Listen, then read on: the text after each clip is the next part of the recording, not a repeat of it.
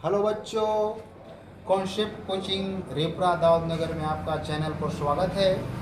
आज मैं उत्सर्जन चैप्टर का लेक्चर नंबर 3 लेकर के आप लोग के बीच शामिल हूँ और ये परीक्षा की दृष्टि से बहुत ही इम्पोर्टेंट क्वेश्चन है बच्चों, इसलिए मैं इसे वीवीआई क्वेश्चन करके रखा हुआ हूँ।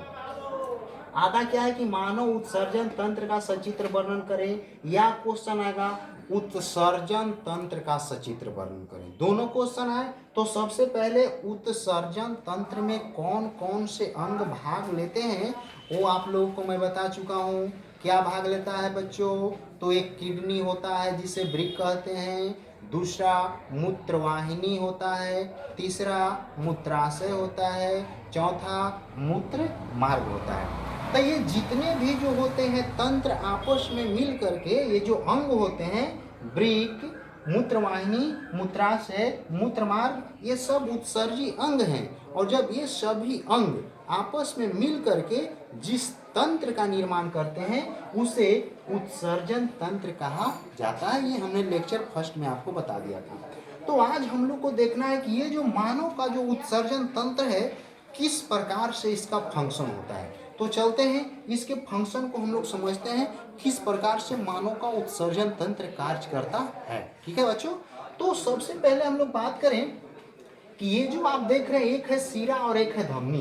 तो ये जो सीरा होता है ना और धमनी होता है, तो ये दोनों जो होते हैं ब्लड वेसल्स है, यानी रक्त वाहिनी है।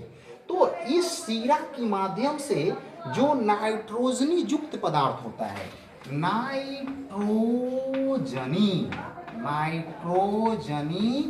जो ब्लड होता है जिसमें यूरिया, अमोनिया, यूरिक अम्ल इत्यादि मिले हुए होते हैं, वो इस रास्ते से, शीरा की रास्ते से हमारे दोनों वृक्क में पहुंचते हैं। और दोनों वृक्क में पहुंचने के बाद इसके अंदर 10 लाख नेफ्रॉन होते हैं जो आपस में मिल करके जाल जैसी संरचना बनाते हैं। और संरचना बनाने के बाद ये जो नाइट्रोजनी पदार्थ जो होता है जिसे हम लोग यूरिया कहते हैं, या अमोनिया जो होता है, या जो यूरिक अम्ल होता है, ये सब को हमारे नेफ्रॉन के द्वारा छान लिए जाते हैं। और छानने के बाद जो बेकार है उसे मूत्रवाहिनी नली के रास्ते से मूत्राशय में आकर के जमा कर दिया जाता है। और जब ये ब्लैडर मूत्राशय में जब आवश्यकता से ज़्यादा यानी मूत्र जमा हो जाता है, तो ये जो आप मूत्राशय की जो थैली देख रहे हो, इसके ऊपर जो हमारे न्यूरॉन्स जो होते हैं, ये जो तंत्रिका तंत्र वाला भाग होता है, वो इस पे अटैच होता है, जो सूचना हमारे मस्तिष्क को देता है। और मस्तिष्क सूचना पाने के बाद फिर हम लोगों को टॉयलेट करने की इच्छा होती है और फिर हम लोग एक नंबर की ओर जाते हैं, यानी मूत्र मार्ग के द्वारा फिर हम लोग मूत्र को शरीर से बाहर निकाल देते हैं। तो इस प्रकार से हमारा जो है उत्सर्जन तंत्र कार्य करता है। फिर से एक बार हम लोग बच्चों इसको देख लेते हैं, उत्सर्जन तंत्र कैसे कार्य करता है। जब परीक्षा में आएगा तो हम लोग इसको कैसे बनाएंगे। सबसे पहले आप लोग को फिगर बना लेना होगा। तो अच्छा फिगर आप लोग बुक से बना लेंगे। थोड़ा सा फिगर अच्छा नहीं हो उसके लिए सॉरी आप लोग से मैं चाहता हूँ, लेकिन मेनली है इसका फंक्शन आप लोग समझे। फिगर आप लोग ट्राई कर लेंगे, बुक में दिया हुआ है। तो सबसे पहले काम कि उत्सर्जन तंत्र का सचित्र वर्णन करना है। तो उत्तर में हम लोग कैसे लिखेंगे? उत्तर में हम लोग लिखेंगे कि मानव के शरीर में उत्सर्जन तंत्र में जो जो अंग भाग लेते हैं उसके अंतर्गत वृक्क, मूत्रवाहिनी, मूत्राशय और मूत्रमार्ग आता है।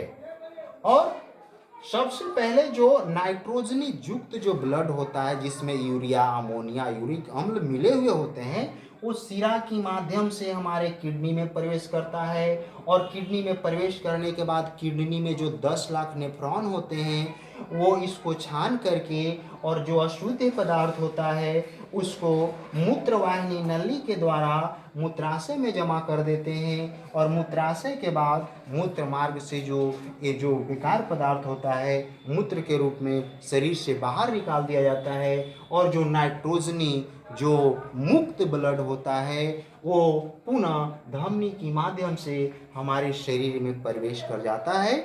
इस प्रकार मानव का उत्सर्जन तंत्र कार्य करता है। तो आइए अब यहाँ से एक एक नंबर के क्वेश्चन इससे भी आ सकते हैं कि उत्सर्जन तंत्र में कौन कौन से अंग भाग लेते हैं। तो भाई उत्सर्जन तंत्र में 4 अंग भाग लेते हैं। पहला क्या होगा? पहला आपका होगा वृक्क, दूसरा होगा मूत्रवाहिनी, और तीसरा होगा मूत्राशय, और चौथा होगा मूत्र मार्ग। तो इस प्रकार से 2 किडनी होते हैं, 2 मूत्रवाहिनी होता है जो प्रत्येक किडनी से जुड़ा होता है, एक मूत्राशय होता है जो जिसमें मूत्रवाहिनी आकर के यहाँ से जुड़ा हुआ होता है, और फिर हम लोग मूत्र के रूप में जो बेकार पदार्थ होता है उसे शरीर से बाहर निकाल देते हैं। इस प्रकार से आपका उत्सर्जन तंत्र कार्य करता है। तो प्यारे बच्चों, यदि आपको वीडियो अच्छा लगा हो तो इसे शेयर करें, और हाँ बच्चों, सब्सक्राइब करना ना भूलें, क्योंकि जब भी हम लोग वीडियो बनाएं तो सबसे पहले नोटिफिकेशन आपके पास पहुंचे। और यदि वीडियो अच्छा लगता है तो लाइक करें, शेयर करें। धन्यवाद बच्चों, आज के लिए इतना ही।